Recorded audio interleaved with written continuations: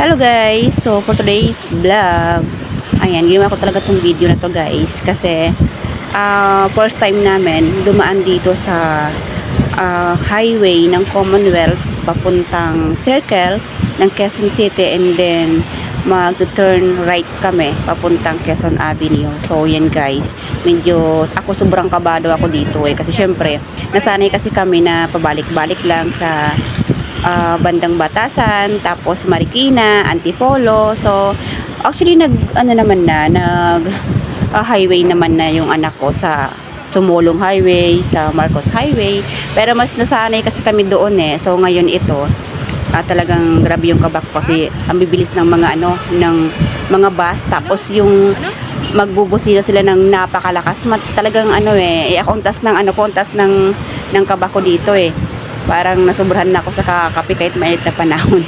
Kaya ito nga guys, ayan, nandito na kami sa sa malapit na kami sa circle niyan, at paliko na nga kami niyan, pa kanan na kami papuntang Quezon Avenue. So nakapasok na nga kami guys, yung way namin papuntang Quezon Ave, at sobrang init nga guys ng panahon. Grabe yung sacrifice namin dito kasi sobrang init talaga ng panahon, pero ganun talaga. So kailangan natin mag-sacrifice, lalo na kapag may mga bagong opportunity na ibinibigay sa atin or ino-offer sa atin. So kailangan natin tingnan yan, nasa atin naman yan kung magugustuhan natin or hindi. So choice pa rin natin yan. At least nakita natin yung magandang ipapakita. So ito nga guys, malapit na kami nito dito sa sa papunta na kami nito, malapit na kami.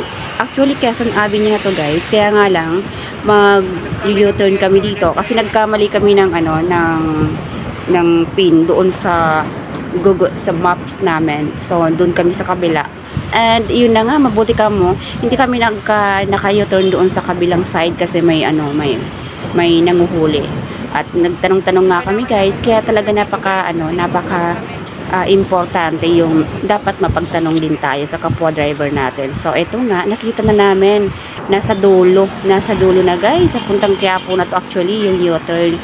So ito, nakapag-U-turn na nga kami dito, and pupunta na kami doon sa venue kung saan yung meeting place namin nila Pastor Ayan. So sa daw kasi kami pupunta sa may McDo dito sa Quezon Ave.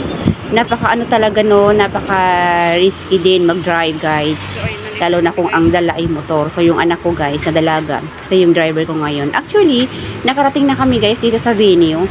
Ayan, kasi nakita na namin si Pastor, so pumunta na kami dito sa may National Bookstore. Ayan, and then dito yung venue ng meeting place ng meeting namin ng seminar. So sa second